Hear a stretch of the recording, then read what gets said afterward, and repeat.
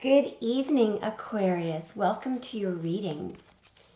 Tonight we are going to be using the Wildwood Tarot deck.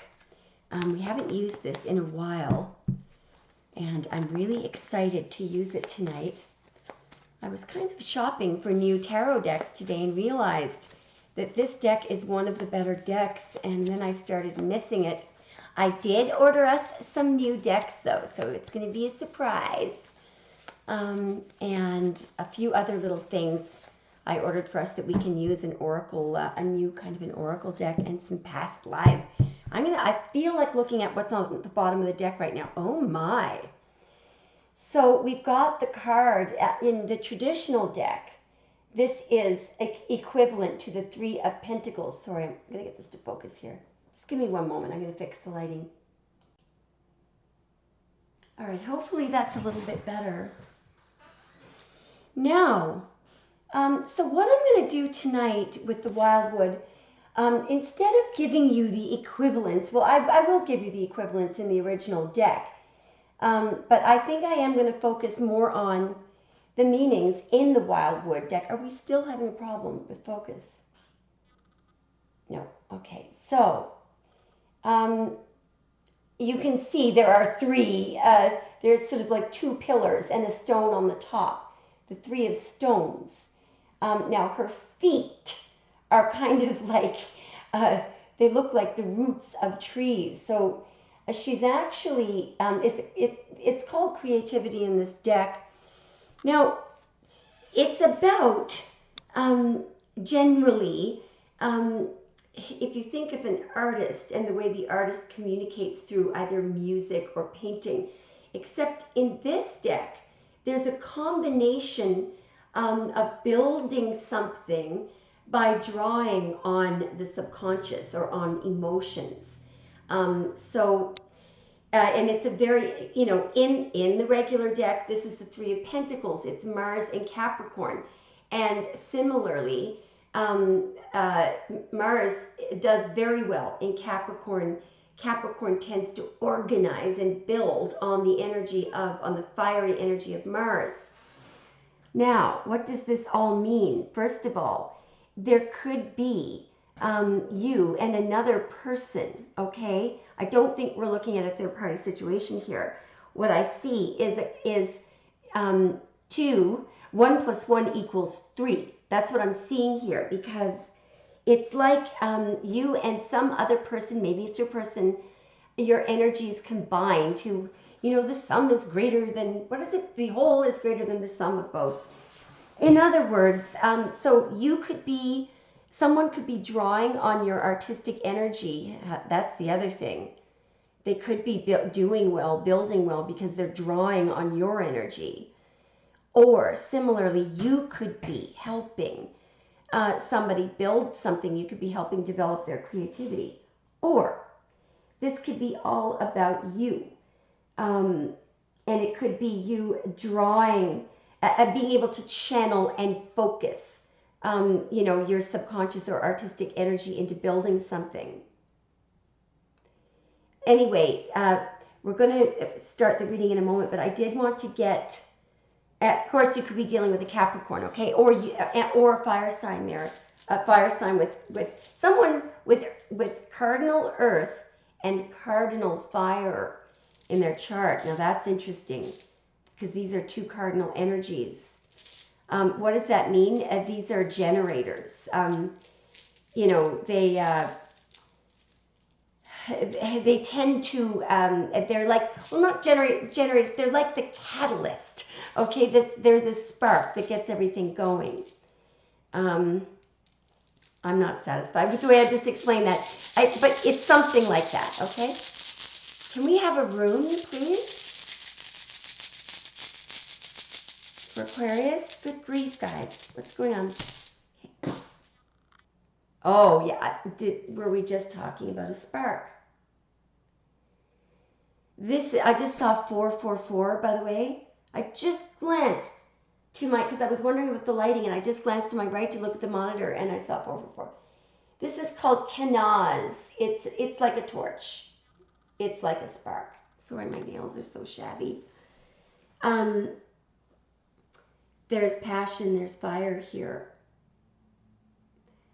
You may have, so if this is just about you, you may be ready to really dive into some kind of a project, and you may be very inspired and very ready to channel your artistic energy. So you could be a painter, a musician, a writer.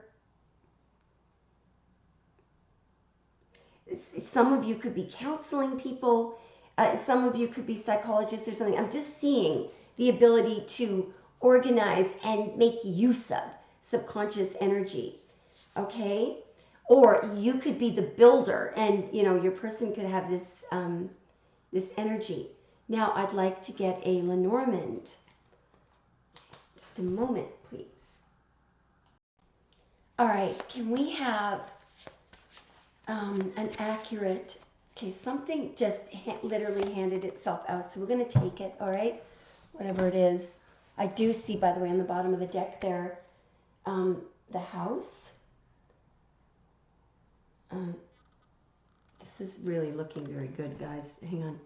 It's going to be interesting. God only knows what this is. Oh, wow. All right. Okay. There's a lot of power and control here. Some of you could be involved with a Sagittarius. I see with the 10 of clubs up there. That could be the fire. There's earth there. And we have the home. This is looking extremely good, guys. I'm going to explain a little bit more about these two cards in a minute. There was one other thing I wanted to do. Yes. Now, this, I'm probably going to ruin the whole reading now by doing this, but hopefully not. I'm just going to let one of these fall, okay? We see, I'm going to actually swish it under the sage first. Can we have a message that is relevant to Aquarius and related to this reading? Can we have a message that is relevant to Aquarius and related to this reading? It almost fell. Can we have a message that is relevant to Aquarius and related to this reading? A message, okay, no, it's got to fall. That is relevant to Aquarius and related to this reading. That is relevant to Aquarius. Oh, that's way too many. On the bottom of this deck is your lights are on. I'm just going to read through the messages that fell. I want to touch you and get physical. You are always on my mind 24/7. It's not easy for me to explain how I feel. Can you at least listen to me? I do feel that all of these are relevant, all of them. Now, I feel like this is the energy of your person. There's a lot about control here. Your lights are on. This person is driving by your house. I just need to look up something about this card. I think I know what this is. All right, so before I tell you what I believe is going on here, I want to point out the main energies in these two cards. First of all, I believe this is your home. Now, this can be, and I'm reading from the Lenormand, the actual guidebook. It can be, what it is, it's a place of residence. And it even says in here, house, comma, apartment, etc. The point about this is that it is the following. It has comfort, shelter, domestic dwelling, family. This is the feeling of your wherever you live, and the word foundation is there. And the King of Hearts here, the clarification according to this book of this energy is being generous, big-hearted, sentimental. So I believe that's you. I believe this is your person. Now you can reverse these, but these are the two energies I feel that are in this card. This person, somebody has, by the way, what I feel is that you have, laid down the law with this person, or block them or cut them off or something, because they're asking to see you. They're thinking about you 24/7. They haven't expressed their feelings for you. They probably just, did nothing but got physical with you, because they want to do it again. And and they're definitely driving, but your lights are on. They are, not stalking you, but they're, you're on their mind 24/7. And I do think that you have, laid down the law with them, because they're saying, can you at least listen to me? Now, the bear is related to, and you could be seeing your employer, by the way, or you could be employing the person that you're seeing. But there's a lot about, this person could be very controlling. They're powerful, strong. They are protective over you, even if you don't realize it. They may, butt into conversations, and they may come across as a little bit of a narcissist, but that, what I'm talking about when there are very few actual narcissists. I'm definitely overusing that word, but you get the idea. A little insensitive. But they are solid. Okay. And the word empower is associated with this. I feel that it's you that empowers them. Okay. I do feel that you can find this person a little overwhelming. Now, the clarification energy, by the way, has to do with an influx of money. And I feel like that's a good message for you. Now, one last comment about this. Now, when you combine the bear and the house, you get something really beautiful. There are 3 energies. Family. You may be a parent, by the way. You get the idea of protection. So someone is protective over you. I believe that you are a very good protector as well. And tradition, believe it or not, is an influence when these two combine. So what I believe is that you and your person are very different. I mean, you can switch the roles here, but the combination of the two of you is quite substantial. It inexplicably leads to more, but right now something has gone wrong. They have definitely overstepped their boundaries, or they have been misbehaving, because I do see that it's to the point where they think that you won't even hear them out. Let's get one number and then let's start the reading. Sorry that this is such a long preamble. Maybe the reading will be very short. This is really good. The number 8, and these are 2 even numbers. 6 is the number of the soulmate, 2 of cups. Add that together and you have 8. The 8 of pentacles, someone who wants to fully put the work in. I'm also seeing the 8 of cups. So somebody, that's Pisces energy there, Saturn in Pisces. Somebody may be doing a full walkway. Why do I feel like that's you? 8 of Pentacles is very good. 8 of Swords, yes, someone could be very, very stressed over insecurities, overthinking.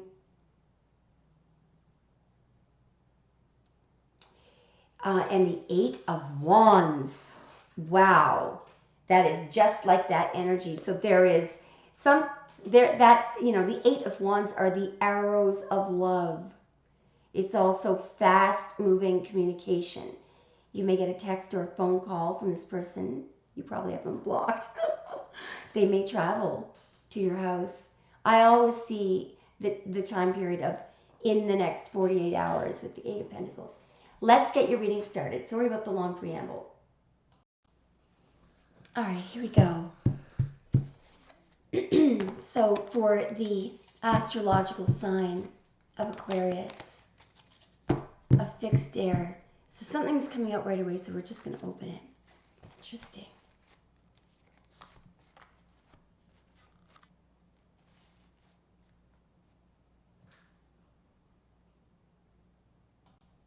This is quite fascinating. I believe that this is you. So in the Four of Vessels, this is the Four of Vessels in the Wildwood, you'll see the word boredom there. I feel like that's, I mean, this is one of you, but I feel like it's you, and I'll tell you why. In this deck, this card has to do with feeling disillusioned, frustrated, and so you become bored. But guess where the disillusion and frustration come from? Lack of communication. And as we know, we already have your person saying it's not easy for me to explain how I feel. I think that what's happened, I'm just going to read an actual quote from the Wildwood author about this card. The universe always responds positively to the decisive effects and moves forward, while boredom places people fixed in a state of silence. There are many reasons for feeling disillusioned or stuck in life. The causes of instability and the feeling of being sealed by habit, which is the boredom here, or frustrated by conflict are very common. But in the end, those reasons are rooted in ourselves when the first signs of the impact begin. Those who do not communicate or become emotionless are gradually becoming desperate black holes where all the light and positive energies disappear and cannot be regained. So I think what's happened is, I think the reason why you put your foot down with your person is they became a little black hole. And perhaps normally you love to paint or draw or play piano or violin or just listen to music or compose music, or maybe you're a rapper or, you know, some kind of an artist. And I think that, or maybe you read tarot, there's something that you normally have passion for that you're really good at that you no longer want to do. And I think it's because of the person that you have kicked to the curb here, because they were sucking the life out of you here, I think. So this is just an aside. Some of you could be dealing with a Cancer here. That's a July Cancer. Now, this is really hard to explain.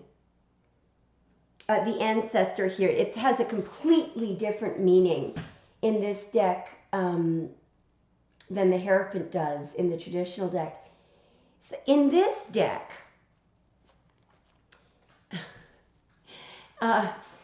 first of all, there may be someone named Ellen, okay? That's important to you, or Alan, or something like that. The reason why I'm saying this is because the goddess, that this is a woman actually, well, it's half animal, half woman. Ellen is one of the goddesses that's associated with this creature who is half human and half animal. Basically, what happens is, do you remember the first card with the Three of Pentacles, when we had the woman whose feet were almost growing into the ground like roots? With this creature, she literally is, it's a calling to pass through these, two birch trees, which are supposed to be the gates, to do something that you were really meant to do, that you feel in your heart and your soul. So it's that general, okay? But it's a bit dramatic the way the Wildwood author talks about it. She says, once you go through the gates, you can never go back. It's sort of like something that you were actually, something that was meant to be is calling you. And this is something that you feel in your soul, that type of thing. So I wonder, have you cut out of a connection because they were draining and sucking the life out of you? There it is. I just found it. Sorry it took me that long. And feeling and being called by that thing that, is so deeply ingrained in your soul. Not sure. Okay. Let's keep going. This is very general so far. Sorry this is taking me so long. What do we have next, Spirit? I'm just going to give it another few. Spirit, what do we have next for Aquarius, please? Oh, it's right over there. Whatever this is definite. Wow. Wow. Whoa, is this? I mean, you have the Ace of Stones in this deck. It's called the Foundation of Life. And the Hooded Man, which, as you all know, it's card number 9 in this deck. It is something like the Hermit, except in this deck, this is very, very cool. Give me a moment to meditate on this. I just have to say before we go on, if any of you have a question regarding your career or something that you're about to start, this is your reading and it will be overwhelmingly successful. All right. All of the cards that we have so far show me that many of you are about to go into the correct direction. It's something that was destined for you, something that you were made for. You've got it in your blood. Let me just read you a little quote, and you may be feeling not confident right now. The author of this deck actually, for this card, quoted Henry David Thoreau to explain the meaning of the card. Let me read you the quote that they used. I learned this, at least by my experiment, that if one advances confidently in the direction of his or her dreams and endeavors to live the life that he or she has imagined, he or she will meet with a success unexpected in common hours. So in common hours is just kind of old-fashioned language. The point there, it's not so much focused on hard work at all. In fact, it's not even focused on hard work. It's focused on doing the thing that you dream of and being confident and advance in the direction of that. And also to keep your thoughts positive, because imagining this direction in your mind, it is overwhelmingly, it's something that, the author says the Ace of Pentacles has traditionally been associated with money, but this is so much more than that. And then it goes on and on. The Ace of Stones says it is the right time to take what you have learned and develop it over time and make it happen. It goes right along with that ancestor energy we were just looking at. Now, let's talk about the Hooded Man. By the way, this could be any earth sign. You might have Taurus, Virgo, or Capricorn in your chart, or you could be involved with this heavy Virgo energy and Capricorn energy so far, and Pisces energy, and actually Cancer. There was Pisces in some of the oracle card, or in the clarifier. I'm going to talk to you now about the Hooded Man. So bear with me for a moment, because the Hooded Man has a much different meaning in this deck than it does as the Hermit. But I mean, this person in this deck, believe it or not, is someone who has been through it all. He's kind of exhausted, or she, but the amount of wisdom that this person has built up from the troubles that they've been through and the way that they've handled them, the information that they have, and what they've learned, the lessons, the knowledge that they have is absolutely priceless. I believe this part of this person could be you. And I think you are drawing on whatever you've gone through with this person back here, the one that, wants to speak with you, the one that you may not even want to hear out. Whatever you went through with that person, it has made you into this, it's like a wine getting better, with its, as time passes, it becomes very divine. and I believe that you have become very divine. And let me explain to you what I think you should do after this reading, if you haven't read it yet. There is an author called, his name is Robin Sharma. He was a lawyer, and he became very stressed out with his practice. Well, let me just, he claims that the book that he wrote, it's called The Monk Who Sold His Ferrari. He claims that it's not about him at all. And let me tell you, he says that it's a business fable, okay? Can you imagine a man who had built up an incredible reputation as one of the most talented lawyers in all of the United States, and one day he had become so stressed and had become so disillusioned with his work and representing people, you know, who had let him down and kept reoffending and not improving, and you know, he had the Law Society on his back and the IRS on his back, and you know, wife that didn't appreciate him, was spending all his money.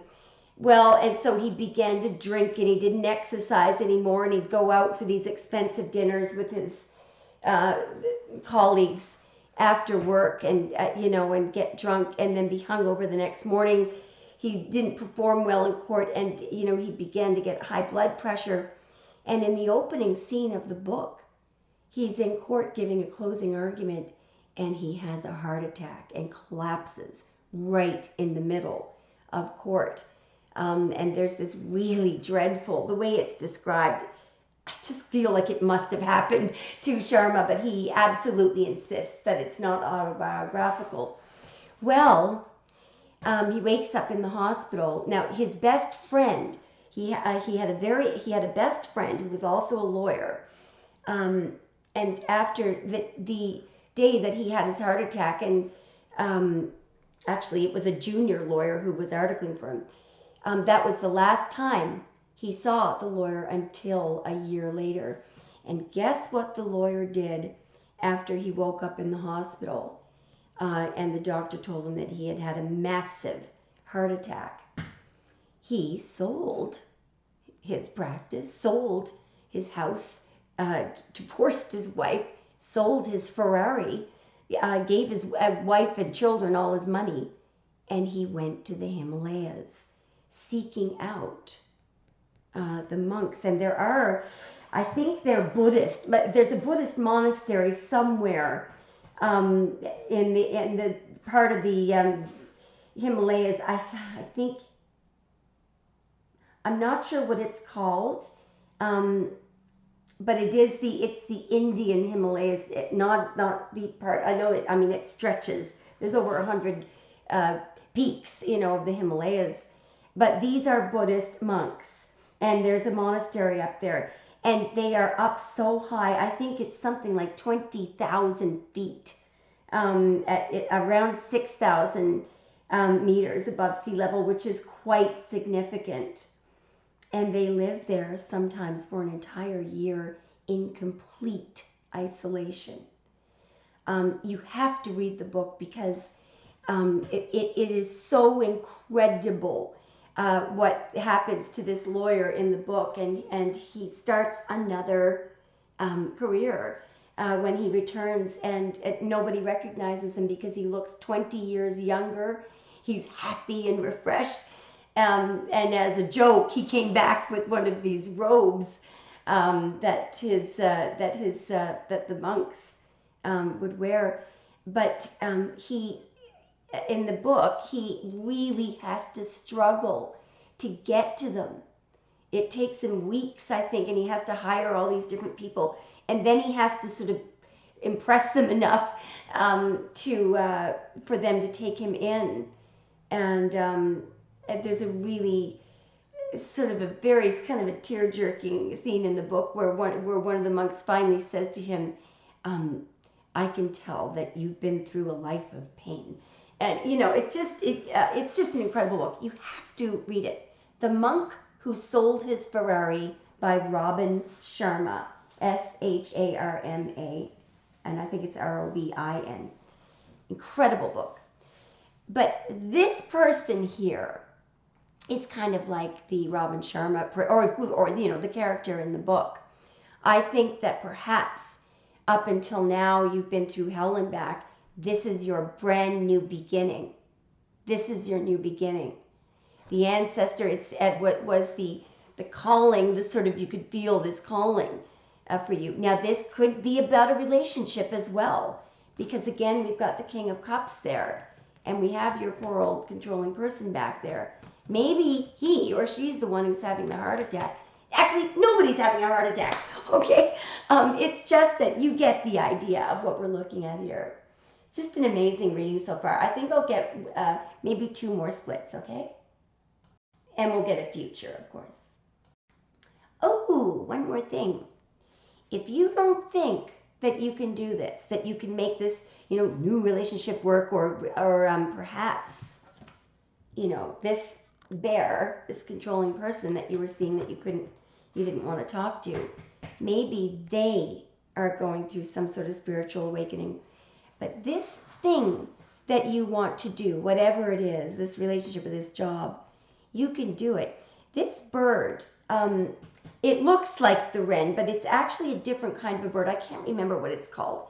But this bird is very small, but the heights that it can fly to are above and beyond, you know, any other bird of its size. It's just pretty incredible. So I do recall, it escapes me now what she said about the how it relates to the hooded man, but this bird is able to reach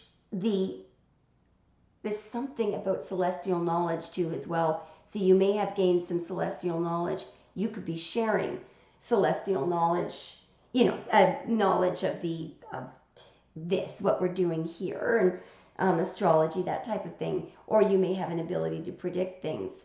But this little bird is heavily underestimated sometimes. It is incredible what that bird can do. So you can do it. You can reach that height.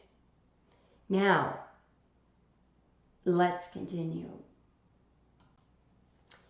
You may also be taking a bit of a rest, because I do believe, if I remember correctly, that person rests before they begin another journey. So I think that's what you could be doing right now, just taking a breather.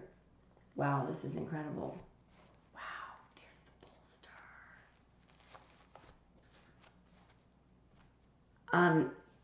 Just before I go back, yeah, I already told you there was heavy duty Taurus, Virgo, and Capricorn, especially Virgo energy in that last split. Now, my dear stars, we have one of your cards right here and another card of Gemini. Let me meditate on this for one moment. I'm going to need a clarifier card for this one. What I'm getting is that you are definitely going into a new cycle.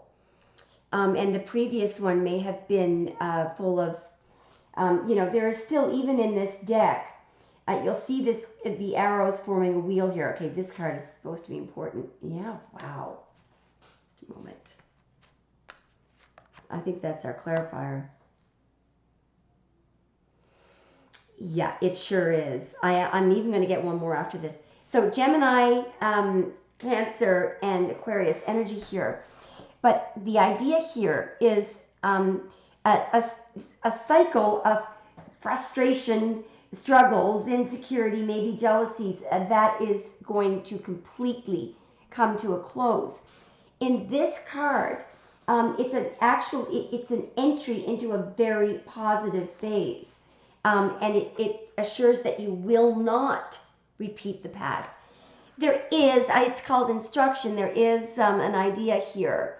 That's supposed to be a father and a son, but it looks more like a grandfather and a grandson. But anyway, knowledge has been passed on, but it's also about ancestral knowledge, something that you were meant to do, you're really good at. That arrow, because of I sometimes think of this person back here as not a person, or maybe a person that's passed away, but it's just like your DNA. It's what's been passed on to you. And if you do what you're meant to do, what's been passed on to you there, of course, that arrow, you see, because your ancestral guides are guiding you, or what you're meant to do is, see how that arm is guiding you. It allows that arrow to hit its target dead on. Now, how interesting that the next card also has an arrow that will hit that bloody target with the archer there. So you could be dealing with a Cancer here. This card is related to Netza on the Tree of Life, which is a card of absolute victory and the powerful force of moving forward. It's, where you have to gather up all this, with Netza, you do sort of close down emotions, gather up every ounce of energy that you have. It's a very forceful, victorious energy. I feel like somebody is coming towards you, though. I feel like someone is very focused on having a victory with you. This definitely could be romantic. They are determined. They feel like they should be with you. They feel it in their bones. These are somebody else's feelings for you. And they just look at the aiming here. And this could be a long shot. That's powerful and victorious. And the idea sometimes of the star, well, all the time, is that it's a long shot. It's a wish upon a star. It's hope, faith. It's, it's the 1 in a chance of 1 in a billion. And maybe they've pissed you off so much that, they do have 1 in a billion chance, but I really feel like they're going to put everything into it. Now, if this is a business reading, let me tell you that even if you've had a struggle and you're wary and you've been turned down, you could put wallpaper your walls with what do they call them, PFO letters, please F off letters. I had a roommate, by the way, in university that used to do that, and he's working in a very, very, very good firm right now. He thought it was funny that he got rejected from all these firms. And that's the way to do it. You just laugh it off. But you are something that you think is a long shot will be obtained. Target will not be missed. I also think that someone really has their heart set on you and their target set on you. Let's get a future here, please. May we see a future, please? For Aquarius, please. May we see, present to future. If we could see it in 2 or 3 splits. What I'm going to do is try to do these next 3 a bit quickly, because I know this is turning into a long reading. Wow. Sagittarius and Taurus energy here. It's time. I'm just seeing it's time. Either something... I believe that if, for some of you, this is a love reading. There is remember the first card we had, the 3 of Stones, where there was a combining of 2 energies and they worked well. Look at this. Look at the snakes. There is a beautiful combining. It makes for a beautiful balance. I feel like this person, it feels in their bones, and you may too. This is commitment energy there too, that you should be together.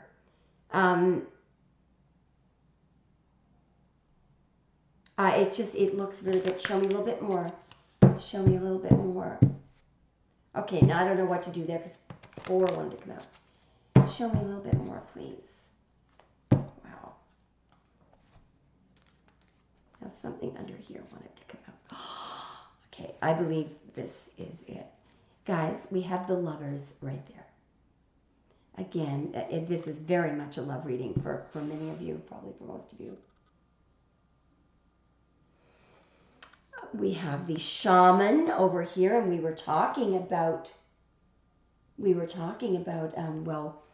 monks, shaman, saint type of thing. And over here, we have the Moon on the water. So we have Virgo and Gemini.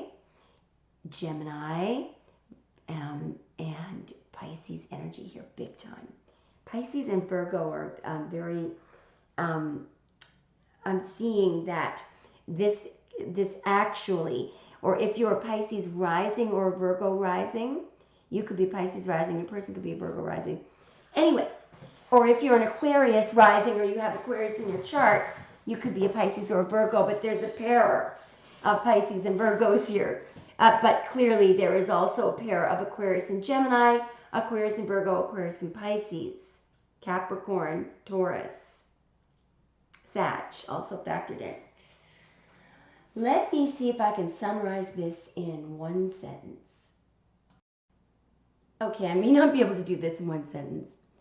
I do believe that this is a twin flame connection, however, because in this deck, it is said that these forest lovers, it's akin to the lovers in the, except it's much more in the traditional deck.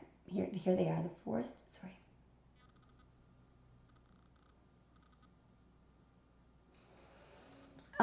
So these two people, they're very often opposite energies, okay?